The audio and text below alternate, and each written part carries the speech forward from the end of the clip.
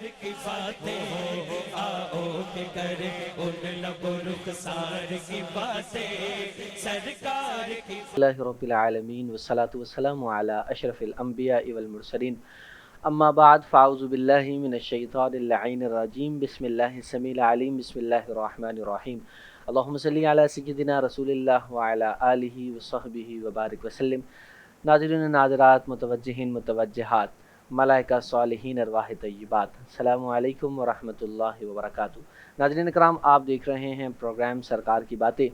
اور اس پروگرام میں ہم نبی کریم صلی اللہ علیہ وسلم کی پیاری پیاری احادیث،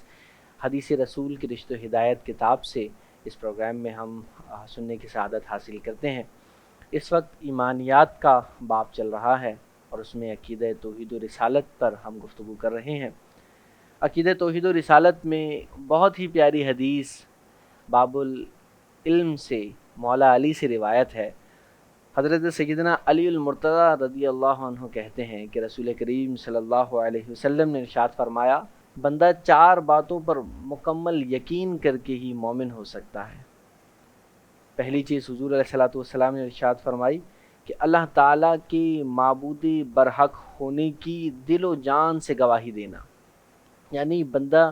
دل و جان سے یہ اقرار کرے کہ اللہ ہی معبود برحق ہے، کوئی کسی طرح بھی صفات میں، ذات میں اس کے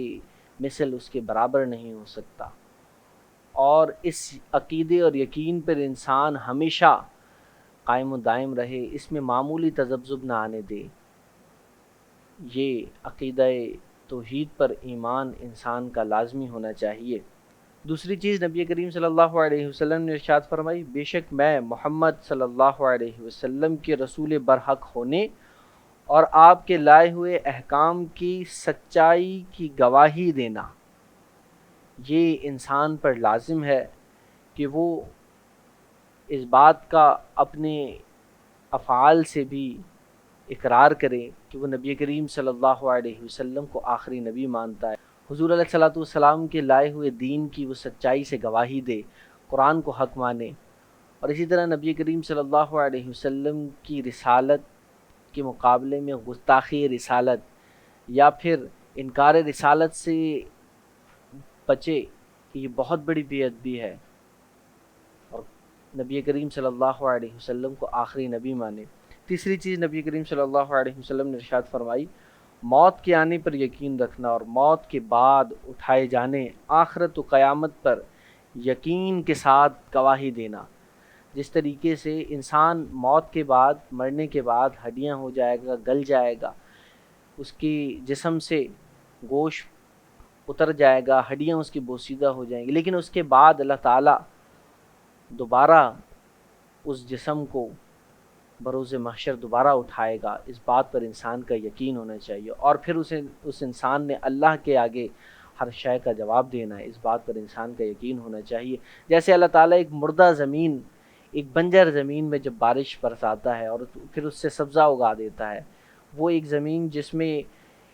اس بات کا امکان بھی نہیں ہوتا کہ اس زمین سے کبھی سبزہ اگ سکتا ہے، لیکن اللہ تعالیٰ کی قدرت، اللہ تعالیٰ اس سے سبزہ اگاتا ہے۔ اسی طریقے سے وہ ہڈیاں جو گل سڑ گئیں، اللہ تعالیٰ ان کو بھی بروز محشر